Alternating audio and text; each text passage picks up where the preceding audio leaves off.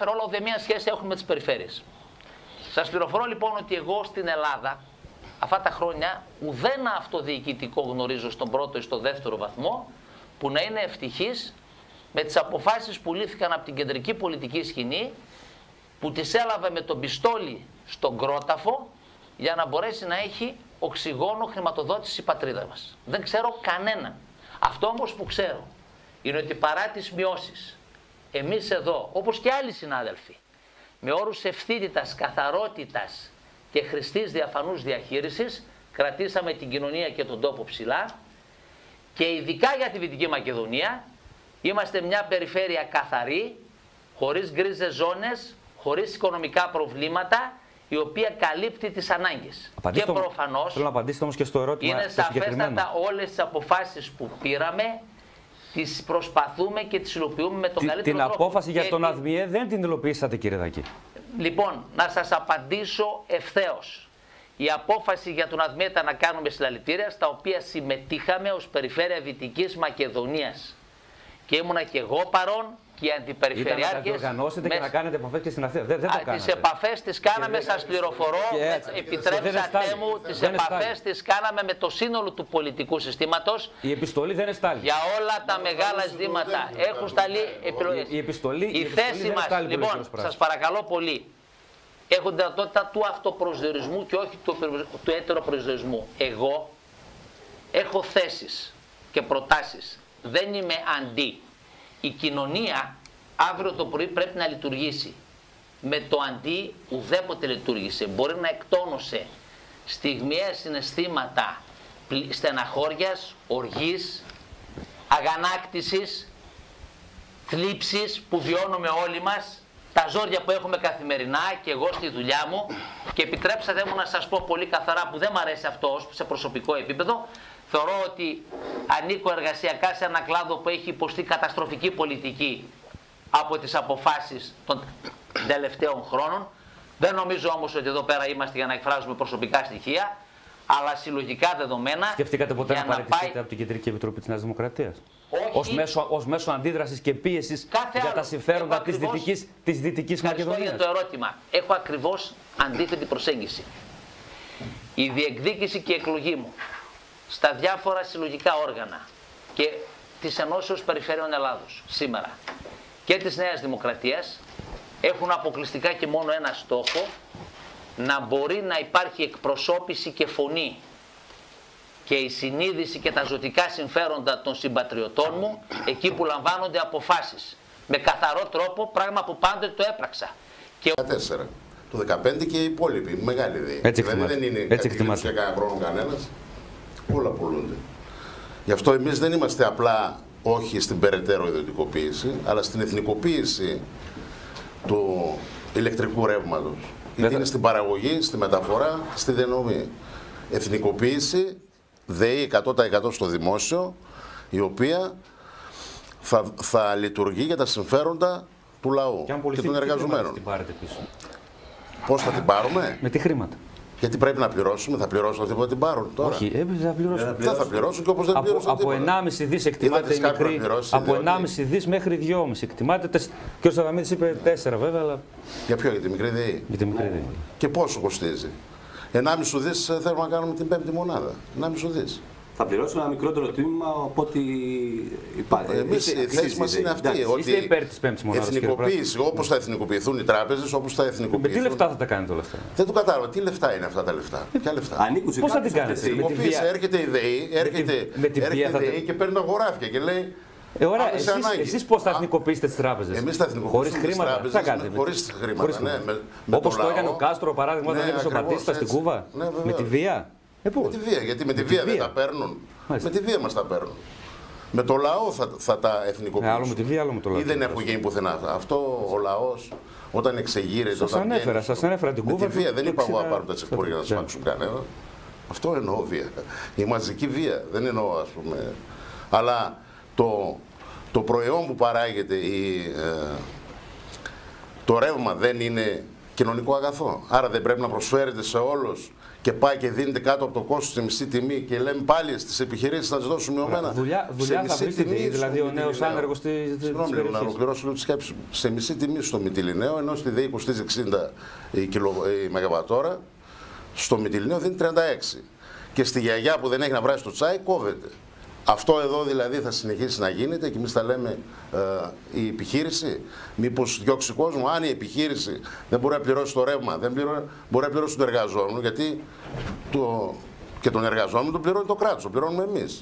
Και το ένσημο το πληρώνουμε εμείς. Αυτή η επιχείρηση τι ακριβώς κάνει ο Μυτιληναίος εκεί, ο οποίος δίνει στη ΔΕΗ, έφτασε μέχρι 150 ευρώ. Έγινε με τον συμπατριώτη μας στο Φόλια,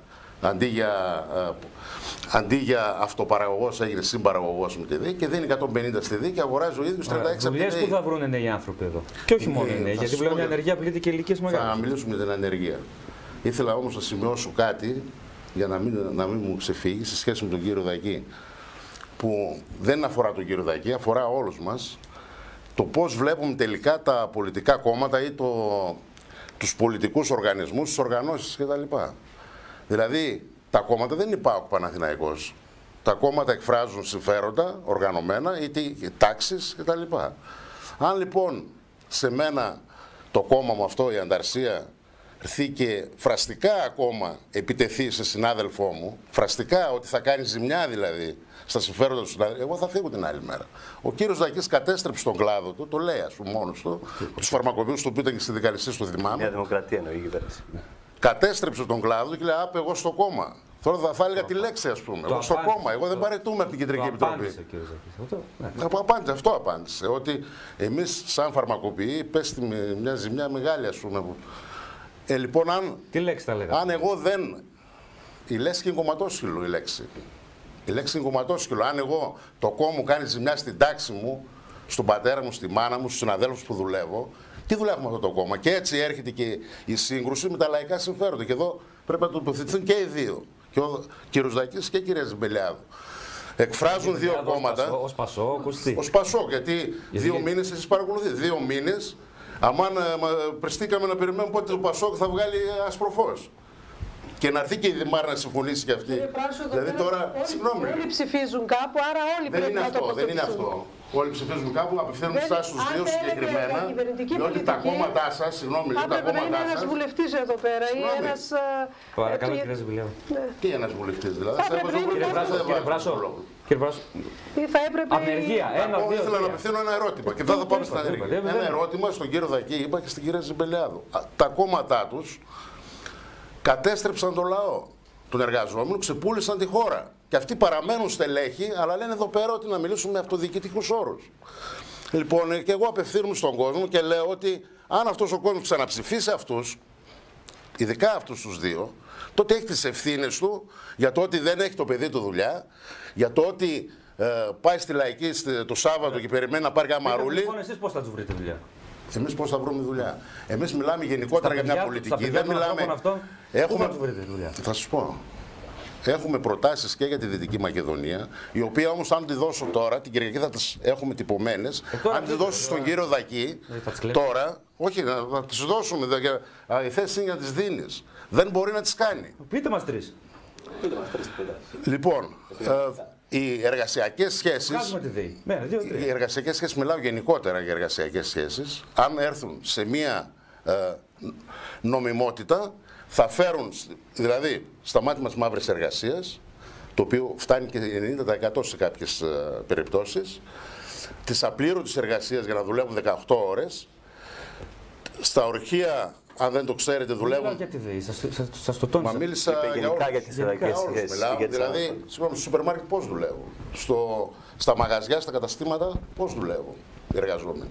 Άρα μία νομιμότητα στις εργασιακές σχέσεις με αυτούς τους νόμους που ό,τι απέμεινε, γιατί το έχουν ξεριζώσει όλο, θα φέρει χιλιάδες θέσεις εργασίας. Δεύτερον, έχουμε εδώ πέρα, αντί για μείωση τιμολογίων, έχουμε δορυφορικές επιχειρήσεις. Ο κύριος Δακής διαχειρίζεται έναν πόρο που νομίζω είναι γύρω στα 150 εκατομμύρια ετησίως, δεν είμαι και σίγουρος.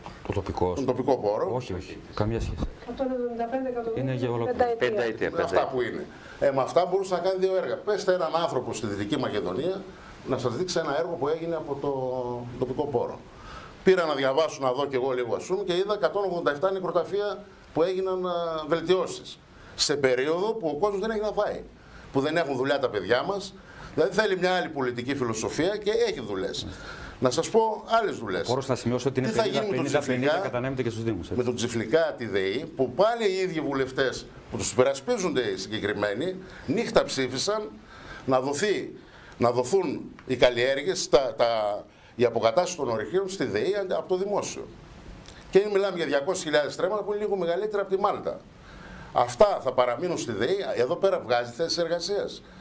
Με φυτική γη υπάρχει τρόπος που μπορεί η ίδια η ΔΕΗ να το κάνει, τη φυτική γη που παίρνει στα πρώτα μηχανήματα να τη γυρίζει πίσω και μέσω συνεταιρισμών να πάρουμε αυτά. Αυτά, είπε ο κύριος Δακής, θα το κάνει δια της δικαστικής οδού. Δεν γίνεται. Εμείς λέμε ότι μπορεί να γίνει με κινητοποιήσεις. Δεν λέω βία.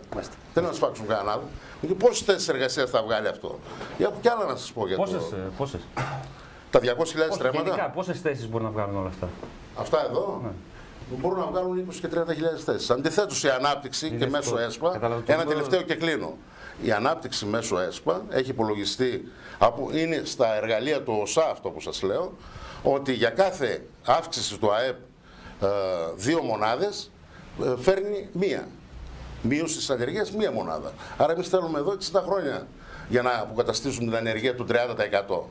Άρα δηλαδή είναι παραμύθι το ΕΣΠΑ και η ανάπτυξη. Κύριε Δακή, μεγάλο